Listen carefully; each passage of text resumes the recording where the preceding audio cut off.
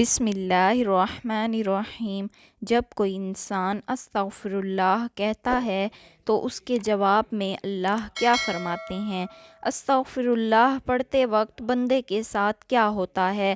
کہیں آپ یہ غلطی تو نہیں کرتے؟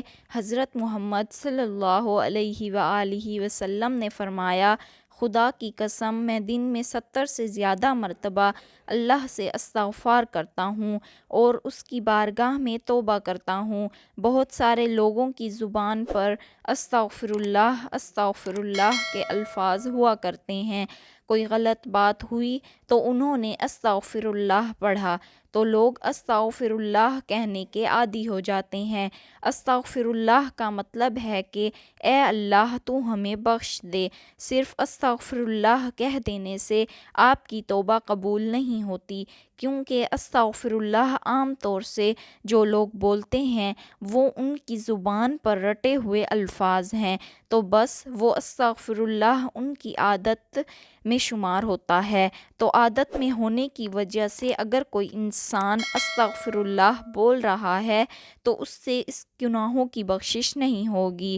آپ صلی اللہ علیہ وآلہ وسلم نے فرمایا، گناہوں پہ شرمندہ ہونا توبہ ہے، اور جب کوئی انسان اللہ کی بارگاہ میں توبہ کرتا ہے تو اللہ تعالیٰ 7ویں آسمان سے پہلے آسمان پر آ کر ایک خاص نگاہ ڈالتا ہے، ایک توجہ فرماتا ہے اور بندے سے کہتا ہے، میرے بندے آؤ، میں کب سے تیرے انتظار میں تھا، لوٹ آؤ اپنے رب کی مرضی کی طرف، لوٹ آؤ اپنے رب کی مغفرت کی طرف۔ ایک جگہ اللہ فرماتا ہے، اے لوگو، ایسی جنت کی طرف دوڑو جس کی چوڑائی اور لمبائی آسمان و زمین کے برابر ہے، اور اپنے رب کی مغفرت کی طرف دوڑو۔ تو اس لیے جب کوئی بندہ اللہ تعالیٰ کے سامنے توبہ کرتا ہے یا استغفر اللہ پڑھتا ہے تو اللہ تعالیٰ 70 مرتبہ جواب میں اس کو لبیک کہتا ہے۔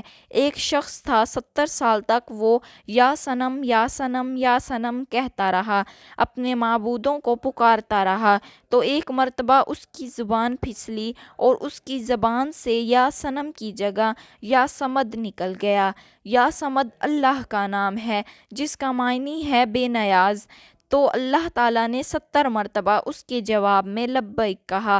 ایک روایت میں آتا ہے کہ 70,000 دفعہ اللہ تعالیٰ نے لبیک کہا، یعنی اے میرے بندے، تیرا رب حاضر ہے، کیا چاہتا ہے تو؟ فرشتوں نے کہا، مولا، یہ بندہ تجھے نہیں پکار رہا ہے، یہ تو یا صنم کر رہا تھا، دھوکے سے اس کی زبان سے تیرا نام نکلا، بلکہ یہ تو تجھے جانتا ہی نہیں ہے، یہ تو ساری زندگی یا صنم کرتا رہا۔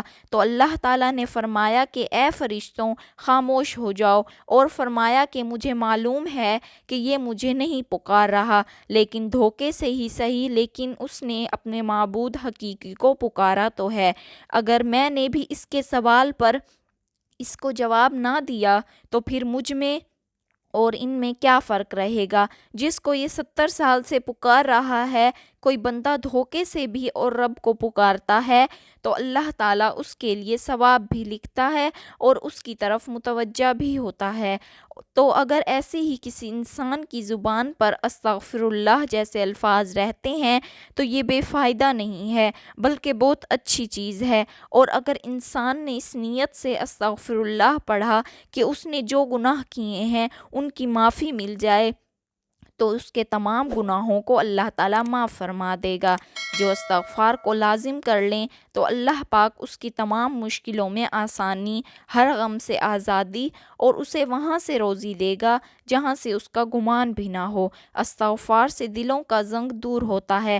جب بندہ اپنے گناہوں سے توبہ کرتا ہے تو اللہ کریم لکھنے والے فرشتوں کو اس کے گناہ بھلا دیتا ہے، اسی طرح اس کے اعضاء یعنی ہاتھ پاؤں کو بھی بھلا دیتا ہے، اور زمین سے اس کے نشانات مٹا ڈالتا ہے، یہاں تک کہ قیامت کے دن جب وہ اللہ پاک سے ملے گا تو اللہ پاک کی طرف سے اس کے گناہ پر کوئی گواہ نہ ہوگا۔ حضرت سیدنا حسن بصری رحمۃ اللہ علیہ کے پاس ایک شخص آیا اور اس نے خشک سالی کی شکایت کی۔ آپ رحمۃ اللہ علیہ نے استغفار کرنے کا حکم دیا۔ دوسرا شخص آیا، اس نے تنگ دستی کی شکایت کی تو اسے بھی یہی حکم فرمایا۔ پھر تیسرا شخص آیا، اس نے اولاد نہ ہونے کی شکایت کی تو اس سے بھی یہی فرمایا۔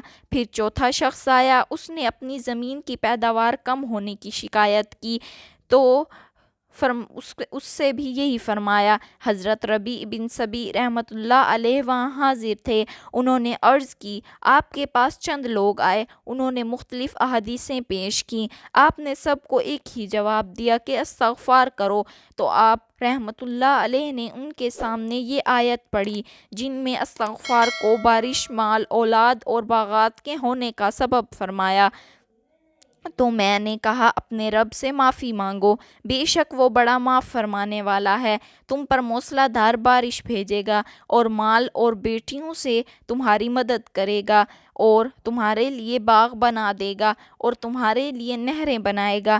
بندہ کسی گناہ کو اللہ تعالیٰ کی نافرمانی جان کر اس کے کرنے پر شرمندہ ہوتے ہوئے رب سے معافی مانگے اور آئندہ کے لیے گناہ سے بچنے کا پکا ارادہ کرے اور گناہ کی اختلافی کے لیے کوشش کریں، مثلا نماز قضا کی تھی تو اب ادا بھی کرے، چوری کی تھی یا رشوت لی تھی تو بعد توبہ وہ مال اصل مالک یا اس کے ورثہ کو واپس کرے یا معاف کروا لے، اور اگر اصل مالک یا ورثہ نہ ملے تو ان کی طرف سے راہ خدا میں اس نیت سے صدقہ کر دے کہ وہ لوگ جب ملیں اور صدقہ کرنے پر راضی نہ ہوئے تو اپنے پاس سے انہیں واپس دوں گا۔